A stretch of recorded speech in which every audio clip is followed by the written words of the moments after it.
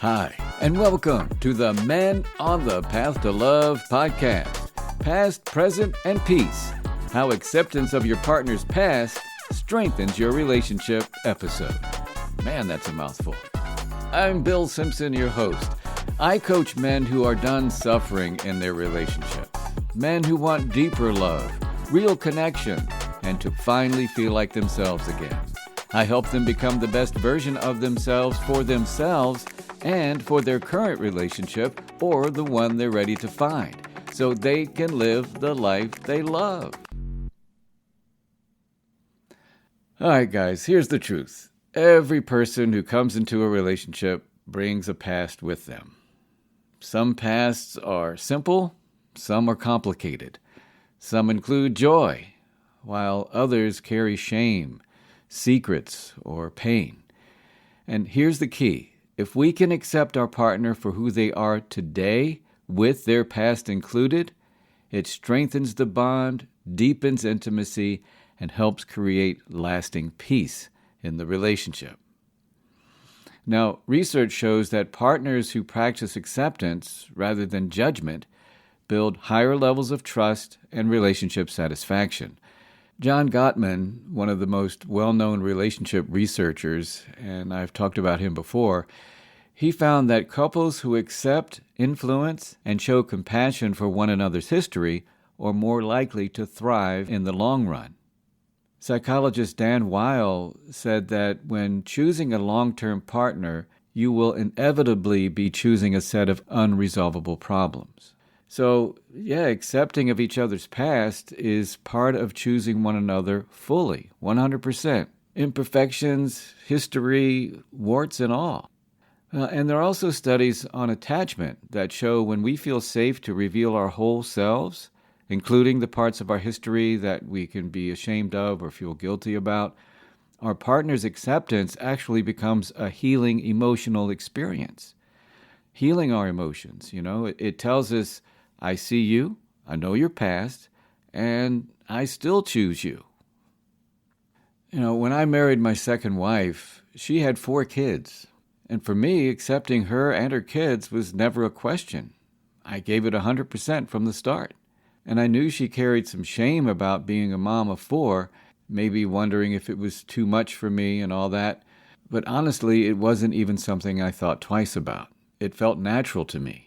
I grew up in a family of 5 kids myself, so stepping into a big family wasn't foreign. It actually felt familiar. And when my wife and I had our daughter together, it brought us to a family of 5 under one roof. For me, it felt complete. Now, as I've mentioned before, my father didn't accept her. He rejected her, and that hurt. But I knew that was his issue, not mine. I wasn't going to let his judgment ruin my chance at love. And that experience taught me something very powerful, that acceptance isn't about perfection. It's about choosing your partner fully, past and all. And this brings me to the story of James and Barbara, not their real names. Their journey illustrates the importance of accepting your partner's past in relationship. Now, James and Barbara had both been divorced. They came from difficult family backgrounds, with alcoholism, verbal abuse, absent fathers, all that. And those wounds played out in their previous marriages. But they did the work, the hard work, the therapy, the healing, and personal and spiritual growth. When they met at a spiritual retreat, something clicked with them. And as their relationship grew, Barbara shared that she didn't have children. But later, as they began talking about marriage, she revealed a very painful truth for her. When she was 16, she got pregnant and gave her baby up for adoption. She carried deep guilt and shame about it. And she told James, "Look, if this changes how you see me, I'll understand." Well, naturally, James was upset, but not so much about her past, but because he felt she had lied to him, or at least didn't tell him the whole truth. And it stirred up doubts about whether he could trust Barbara moving forward. And this caused a lot of tension in their relationship. But then James brought this up at his men's group, and one of the men asked him, "Didn't you say once that your girlfriend in college had an abortion?" And man, that hit James like a ton of bricks. He totally blanked on that. He realized that he hadn't told Barbara his truth either. And he became full of shame and guilt about it. That night, he shared his story with Barbara and asked her for forgiveness. And she, in turn, felt relieved and asked for forgiveness too. What mattered most was not just forgiving each other, but learning to forgive themselves. The fact that they mutually accepted each other's past became the foundation of their relationship and eventually their marriage. Today, they continue to practice it, accepting each other's past, healing together, and creating peace in the present.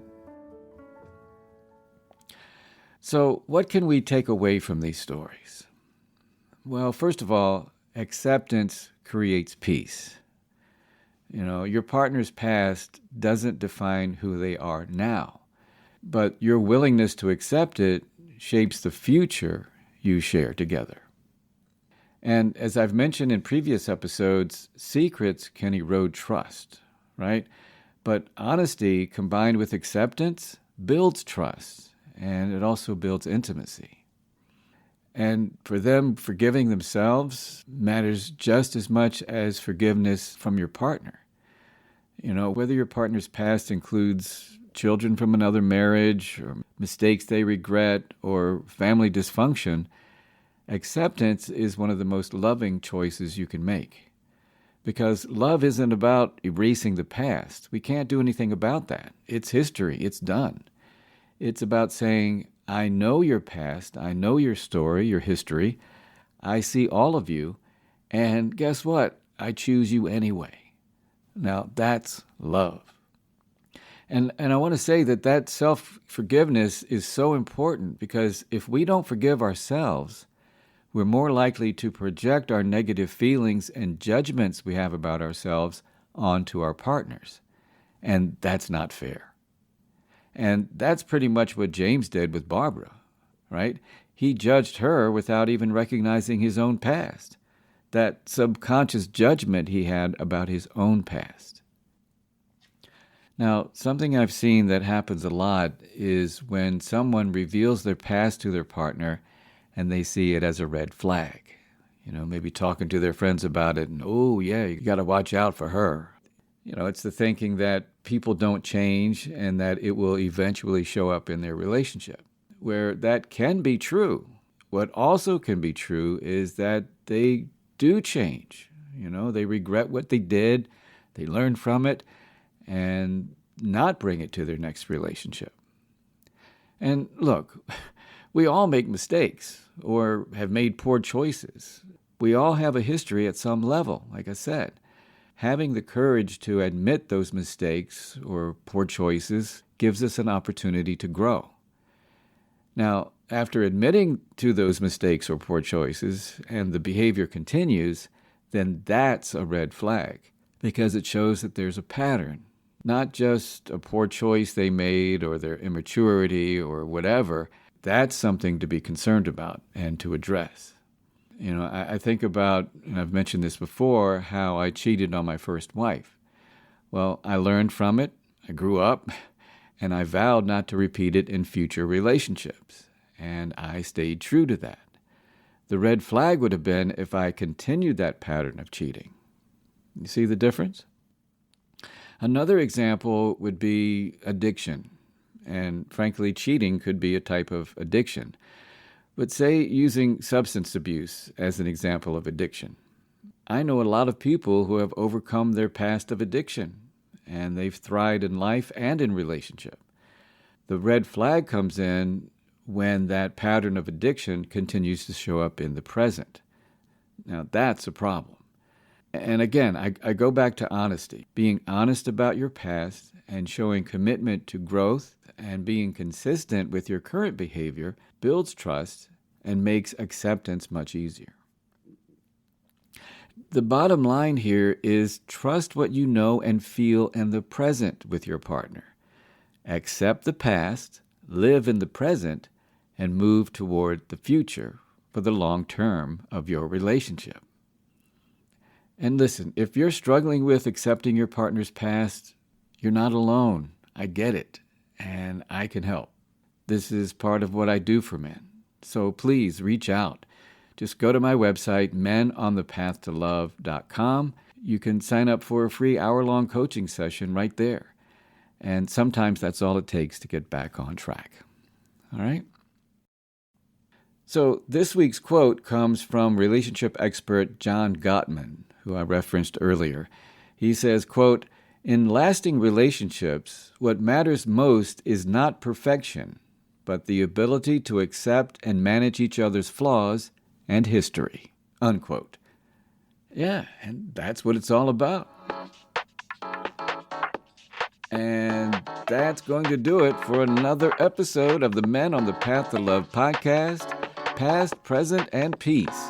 How acceptance of your partner's past strengthens your relationship episode. I'm Bill Simpson, your host, and thank you for listening. Now, coming up on the next episode of the Men on the Path to Love podcast, with Labor Day just around the corner, I thought it would be good to revisit the importance of work-life balance in a relationship. Life is a juggling act, and it can be a challenge to keep all the balls in the air. I get it. But what if you're overworking on your career to avoid working on your relationship? I've seen it happen a lot. And your spouse or partner could actually feel like you're having an affair. And most men don't realize they're guilty of this hidden affair. And I know this firsthand. It happened to me. Now, if this resonates with you or someone you know, then the next episode is for you. Please join me for Exposing the Hidden Affair with Work, Choosing Love Over Career episode. And as always, if you're getting something out of listening to this podcast, then please pay it forward. Share the link to this podcast and share the love. And until next time, keep your heart open and stay on the path to love.